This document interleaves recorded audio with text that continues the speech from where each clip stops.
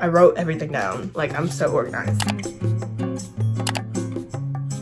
Hey guys, welcome back to my channel. So I got into NYU, which is still surreal to me, but I did. And so I wanted to make this video to help anybody else who's either trying to get into NYU, or if you're wanting to go to a school kind of like NYU caliber. Before I even get into anything, you shouldn't really compare, because let's be real, a lot of colleges, especially NYU, typically don't look for the same exact thing. But I'm just gonna go ahead and get into everything. I'm gonna try to keep this video short, but I do have a lot of stuff to talk about. So yeah, let me just get into it. Okay, first of all, I want to talk about my stats. The stats that I'm giving you were my stats at the time of applying. I applied in November because I did early decision 1 because I just knew that I wanted to go to NYU. But I went to a public high school. My school does do weighted GPAs. So at the time of applying, I had a 4.19, but I ended with a 4.24. My rank at the time was number 16, and I ended the year at number 20. So I feel like that's important to note. Don't worry too much on your rank. As long as your GPA is good, you should be good. My test scores. I did not submit any test scores. I feel like everybody knows NYU's test optional. I was definitely gonna use that to my advantage. I'll tell you what I got. I took the ACT 3 times. My highest composite was a 25, and my super score was a 26. On the English, I got a 29. Math, I got a 26. Reading, I got a 25. And then science, I got a 23. Those aren't horrible, but I know that's not what NYU looks for in test scores. After doing a bunch of research, I saw that people suggested not submitting your test scores if you didn't have over 30, and so I was like, yeah, no thank you. Okay, now I'm gonna go over every single class that I took in high school. So I'm just gonna go through every year, and I'll put it on the screen if I'm not feeling lazy. Okay, freshman year, I took biology 1, ended with a 95. Honors algebra 1, ended with a 99. Honors English 1, ended with a 95. Introduction to human studies, ended with a 96. I played basketball, and at my school they have basketball as a class. I don't know if this makes sense, but I took 2 classes of basketball because we had block schedule. So I went to basketball every day. So I had 2 classes of just basketball, and I got a 100 for that. Statewide dual credit world history, I ended with a 95. Theater arts 1, I ended with a 97. So those are all the classes that I took, and then I ended the year with a 4.1429 GPA. Sophomore year, I did computer applications, ended with a 99. Honors English 2, ended with a 96. Honors geometry, ended with a 95. Lifespan development, ended with a 99. Again, the 2 classes of basketball ended with a 100. Physical science ended with a 97. Spanish 1 ended with a 97. And then my GPA was the same as the year before, a 4.1429. Okay, junior year, ACT prep ended with a 92. Dual enrollment US history ended with a 96. Honors algebra 2 ended with a 96. Honors English 3, 97. My 2 basketball classes, 100. Personal finance, 98. Spanish 2, 97, and then wellness book 100. And then that year my GPA was higher because we actually changed our grading scale. We went from a 7-point grading scale to a 10-point, but my GPA that year was a 4.2857. Okay, I'm gonna be honest with you guys. I don't exactly know my final grades for my senior year because this transcript that I have right now was printed at the beginning of my senior year, and I don't really know where I can get my final grades. And usually I can just go online and see my grades, but I think they deactivated my account because like I graduated, which isn't very nice of them, but it's fine. Just know that I made A's in all my classes. I took AP English. I think it was literature and composition. I don't know. On here it just says AP English 5. Chemistry, contemporary issues, dual enrollment culinary, dual enrollment statistics, economics, journalism, which was just yearbook, and then US government. I made an A in all those classes, but at the time I was doing my application, when I was putting in my grades, I didn't actually put in my final grades for my senior year because obviously senior year wasn't over, so they just asked for my like current grades at the time. Now I want to talk a little bit more about the classes that I did take. When I was doing my research, I feel like a lot of the people had multiple APs under their belt. Like they had like 5 AP classes, 5 dual enrollment classes. Their classes were really stacked and they made good grades in their classes. Me, I was definitely like taking more basic classes until like my senior year. I took 6 honors classes. I took honors English 1, 2, 3, and then I took algebra 1, algebra 2, and then geometry. And then for dual enrollment classes, I only took like 3. My junior year, I took US history, and then my senior year, I took statistics, and then culinary, which was literally,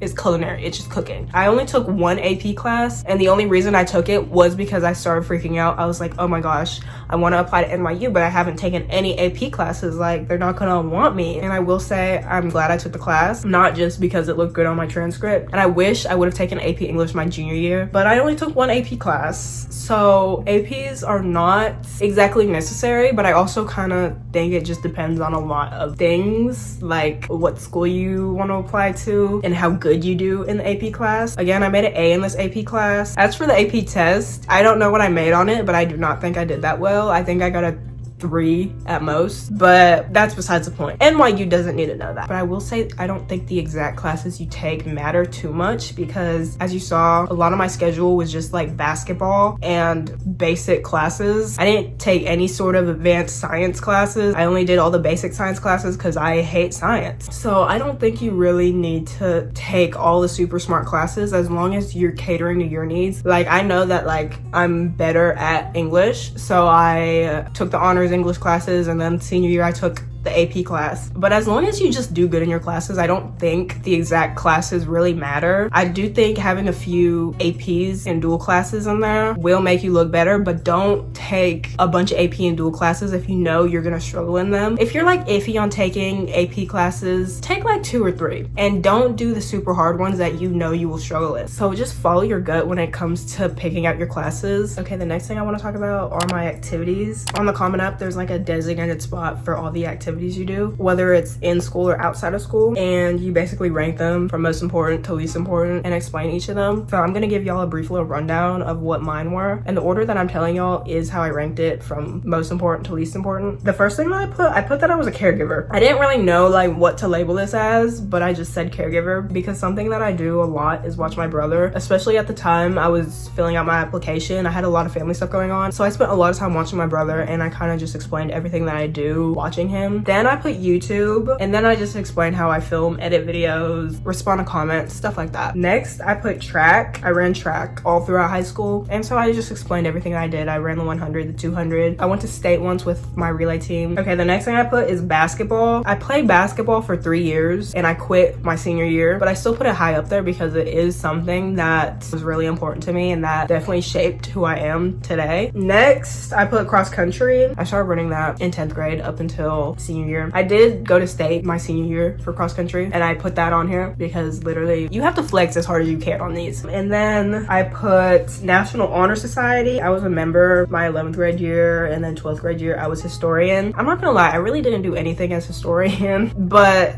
you know, I still put it on here. Next, I was a yearbook member. I only did that my senior year. I feel like I didn't really do too much in yearbook. I don't know. I had to take pictures at school events, but that really wasn't that hard. And then I had to do my pages. A lot of the stuff that I did do, it was during school because we had yearbook as a class. So yeah, I was in FCCLA. I was in it for 3 years. I'm not gonna lie, I didn't really do too much with them. I went to meetings, and then sometimes I would do like community service stuff with them. So I wasn't super active in the club, but I was still in the club. Spanish Honor Society. I was in that for 3 years. Now this club, I really didn't do anything in this club besides like go to the meetings. I participated in some things that we did. Anytime there was food involved, I definitely participated. Other than that, not really, which kind of sounds sad, but come on now. Honestly, everything that we did do together as a club was food related, but I did go to the meetings, so that has to count for something. And then the last thing I put on here was Mu Alpha Theta, which is like Math Honor Society. Again, another club that I didn't really do too much in. This is definitely the club that I did the least in. I went to the meetings, but that's all that we really did together as a club, if I'm being honest. We just had meetings, and then we had Pi Week, and you're required to do something in Pi Week. But other than that, I didn't really do much in that club. But yeah, those were my activities in extracurriculars. Again, kind of like my grades in my classes, not super stacked, but I did have some things that stood out, I guess. And I feel like watching videos like this, I always see people starting their own clubs, doing some sort of big community project that they're passionate about. Good on them, but like I don't really have any of that going on for me. I'm very to myself person, and again, I spent a lot of time dealing with sports, my grades, and then family. Next, I'm gonna be talking about my essays. I definitely think my essays are a big part of why I got into NYU. Once again, as I said, I feel like the classes that I took along with my activities weren't super stacked, so I knew having good essays was a thing that was going to kind of differentiate me from other people. Now, I'm not going to read my essays because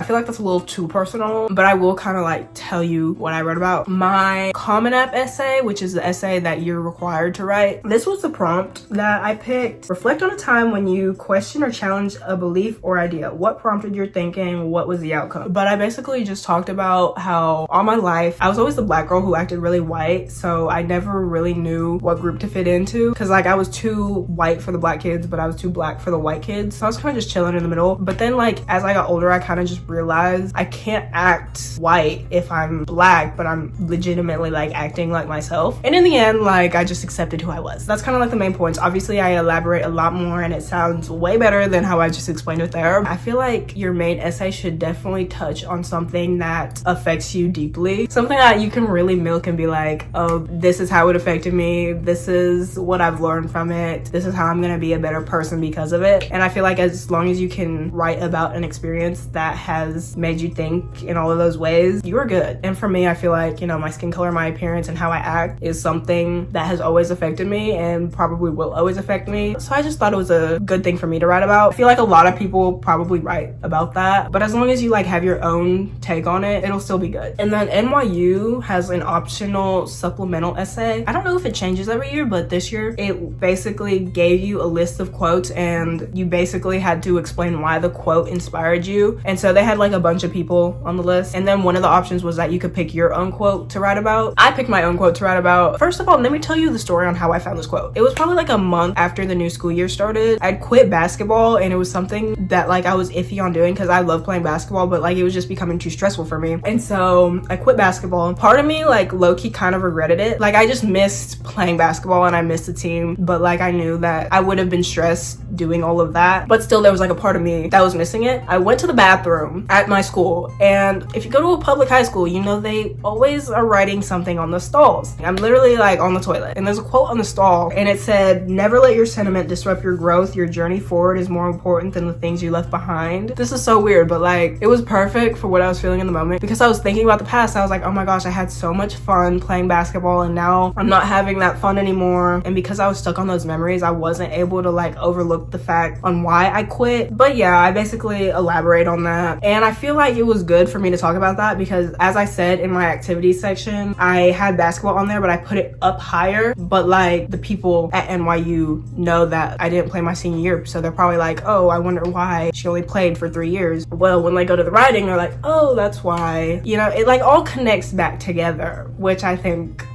was good. I think I actually got that advice from someone else. Like you have to connect each part of your application to make it a good application. So that's what I did there. Again, this writing prompt was optional. Like you did not have to do it, but I felt like I needed to do it because I didn't submit my test scores. And again, I didn't think my application was very stacked. So I was like, I need as much help as I can get. But I feel like that's all I kind of have to say about what I put on my application. But now I want to talk about just my advice plus research that I found helpful. So the school that I applied to was Gallatin and I got into Gallatin. If you don't know, NYU has multiple different schools within the school, and Gallatin is their school of individualized study, which they basically describe it as the school where you can create your own major. So I plan on doing fashion business. NYU doesn't have a designated fashion business major, but I can create my own concentration to do fashion business basically. At the time of applying, I didn't know I wanted to do that, but I did my research and I found out that Gallatin was the easiest school to get into. So if you don't exactly know what you want to do and you're someone who has a lot of interest, apply to Gallatin. It actually might be the school for you, plus it's easier to get into. Stern is the hardest school to get into. I want to say Stern and Tisch, like it's like those two, because Stern's like the really smart business people, and then Tisch you have to like actually have some sort of talent to be in there. I might be wrong, but that's what I think. But Gallatin, I'm pretty sure is the easiest one to get into. I'm not saying it's easy to get into Gallatin, but it's the easiest one to get into. And also I think they give out the most financial aid. When I did my research, it said that they did, so do what you want with that. Something that I didn't know when I was applying was that most NYU applicants don't submit their test scores. I don't remember what the statistic was. I think it was like 70% of applicants don't submit their test scores. I could be wrong, but like most applicants don't submit their test scores. And I wish I knew that when I was applying, because I was so stressed out. Like, I was like, what if I don't submit my test scores and they just think I'm a slacker or something? I don't know. Like, I was for real worried about that. But then, like, a few weeks after I did my application, I saw the statistic and I was like, oh, well, I was stressing for nothing then. But they really don't care. If you have a really good test score, submit it. But if you don't have a good test score, don't worry. Do the optional essay if your application isn't stacked. I already touched on that. I mean, honestly, what do you got to lose? If you really want to go to a school, I feel like you should put in as much effort as you can. So if you can do the essay, do the essay. Make sure someone reads your essay. I mean, that's obvious, but just make sure someone reads your essay. I suggest an English teacher. You need to do your own research, because even though I'm giving you tips, maybe I missed something or I didn't cover something about your school, maybe, I don't know. But do your own research, because there are plenty of things that I found helpful from doing my own research that I hadn't heard from any videos like this. And then my biggest tip is just to be honest. Literally be as honest as possible, because I think that's what they like. That is what they like. When I was doing my application, I was worried about putting the fact that I quit basketball on my application, because I thought they would look at me like, why did you quit basketball? Why would you leave your team? I just assumed that they would think the worst of me, but then I was like, I can't not put basketball on my application because it's something that was important to me. So I put it on there. I was honest about my experience on the team, and I still got in. Be honest. If there's something that you're not sure about putting on there, just think, is it something that has impacted you? Is it something that has shaped who you are? Because if the answer is yes, then you should just put it on there, because that's literally like who you are as a person. I think I talked about everything that I needed to talk about. I hope I did. If I missed anything, that's kind of depressing. I don't know if I said this already, but take my advice with a grain of salt. Like, I'm not a college admissions person. I did a lot of research to get where I am, but I for real don't think that there's a solid blueprint on the perfect NYU student. But I hope you got something from this video. I hope you enjoyed. If you did, make sure to like, comment, and subscribe. I usually don't make videos like this, but maybe you want to see some NYU adventures in the future. I hope the rest of your day is amazing, and hopefully I'll see you soon. Bye.